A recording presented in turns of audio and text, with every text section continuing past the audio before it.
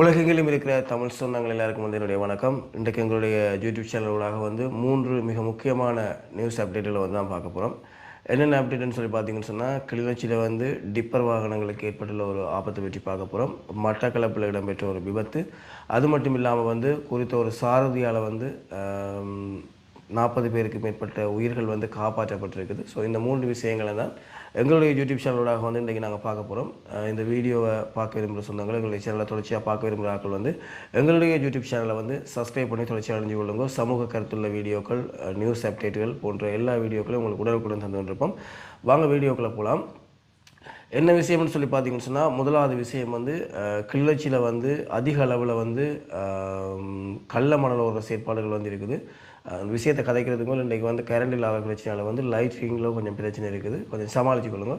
அப்போ பாருங்கள், கிளிநொச்சியில் டிப்பர் வாகனங்களுடைய செயற்பாடு அதிகமாக இருக்குது. அந்த செயற்பாடில் இல்லீகலாக அதாவது அரசாங்கத்துக்கு சட்ட ரீதியற்ற முறையில் மண் கடத்தலில் ஈடுபடுறாக்கள் மிக அதிக அளவில் இருக்கிறாங்க. அந்த டிப்பர் வாகனங்கள் மூலமாக நிறைய பிரச்சனைகள், நிறைய விபத்துகள் இடம்பெறதாக நிறைய கோரிக்கைகள் மக்களால் முன்வைக்கப்பட்டதால் தற்போதுள்ள அரசாங்கம் இப்போ அது சம்பந்தமான நிறைய விஷயங்களை கட்டுப்படுத்த வலிக்கிட்டு, அதாவது மண் அடிக்கிறதுல பாரிய இடையூறுகளை விளைவிச்சு அவர்களுக்கு அரெஸ்ட் பண்ணுற செயற்பாடு, கடுமையான தண்டனைகள் வளர்க்குற செயற்பாடு, இப்படி நிறைய விஷயங்கள் இருக்குது.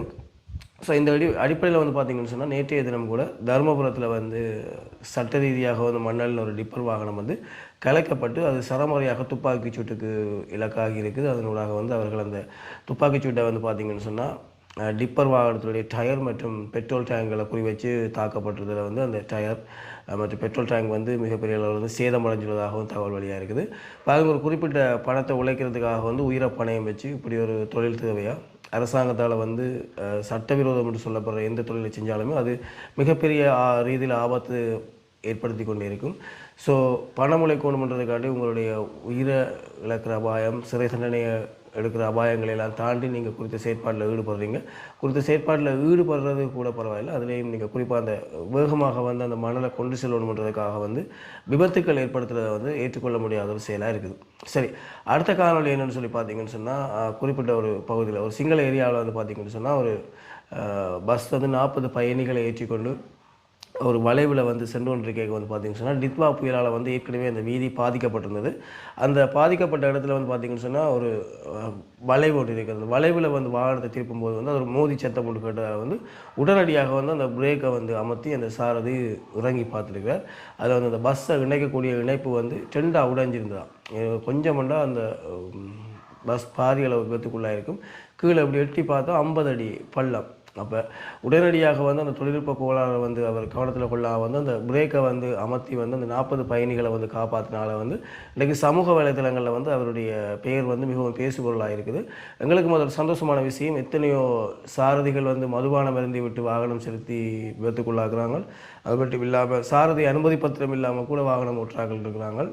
வேறு வேறு போதைப் பொருட்களை பயன்படுத்தி போட்டு நித்திரை வரிகளில் போய் உழைக்கணுன்றதுக்காண்டி நித்திரைகளை வழிவாக கொள்ளாமல் வாகனங்களை ஓட்டி விபத்துக்குள்ளாக்கி நிறைய பேர் இறக்கிறதுக்கு காரணமாக இருக்கிறாங்க. ஸோ இந்த அடிப்படையை பார்த்தோம்னு சொன்னால், இந்த சாரதி நேற்றைய தினம் 40 உயிர்களை காப்பாற்றியிருக்கிறார். ஸோ அவர்களுக்கும் எங்களுடைய யூடியூப் சேனலோடாக நன்றியையும் மரியாதையும் தெரிவித்துக் கொள்கிறோம்.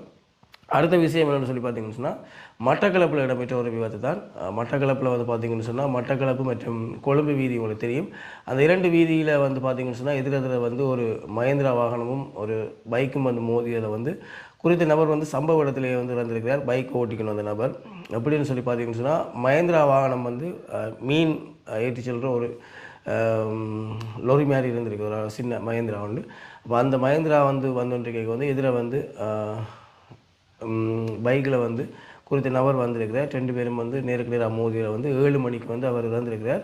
அவருடைய விபத்தில் அவர் இறந்ததை உறுதிப்படுத்தியதாக வாழைச்சேனை போலீஸார் தெரிவிச்சிருக்கணும். குறித்த டிரைவர் பார்த்தீங்கன்னு சொன்னால், காவல்துறையால் கைது செய்யப்பட்டு இப்போ தற்பொழுது விளக்கமறியலில் இருக்கிறார். குறித்த விஷயத்தில் பார்த்தீங்கன்னு சொன்னால், ஒரு டிரைவர் கைது செய்யப்படுறாருன்னு சொன்னால், நீங்கள் டிரைவர்லாம் பிள்ளை அப்படின்னு நினைச்சிடக்கூடாது.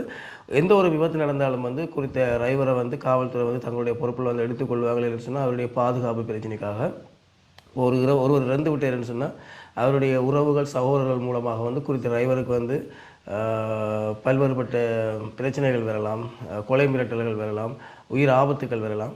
என்று சொன்னால் அவங்க கவலையில் இருப்பாங்க, தங்களுடைய உறவுக்காரர் இருந்துட்டாங்கன்னு சொல்லி. அதனால் வந்து கிட்டத்தட்ட 14 நாட்கள் வந்து அவர் ரிமாண்டில் வச்சிருப்பாங்க. வச்சிருந்து அவருடைய பாதுகாப்பை உறுதிப்படுத்திய பிறகு தான் அவரை விடுதலை செய்வாங்க. குறிப்பாக 2 விஷயம் கொண்டு வேண்டுமென்று கொலை செய்தாக்களையும் அப்படி தான் வச்சுருப்பாங்க, தவறுதலாக விபத்து ஏற்படுத்தினவர்களையும் அப்படி தான் வச்சுருப்பாங்க. ஓகே சொந்தங்களே, இந்த 3 வீடியோக்கெல்லாம் தொடர்ச்சியாக எங்களுடைய காணொலியில் இணைஞ்சு கொள்ளுங்கள். உங்களுக்கு எப்படியான வீடியோக்கள் வேணும்னு சொல்லி கமெண்ட்ஸில் தெரிவிங்க. தொடர்ச்சியாக உங்களுடைய வீடியோ தந்து உங்களுடைய ஆதரவை பெறணுன்ற ஒரே முயற்சியில் வந்து நாங்கள் ஈடுபட்டு கொண்டிருக்கிறோம். நன்றி சொந்தங்களே, மீண்டும் ஒரு காணொலியில் வந்து சந்திப்போம்.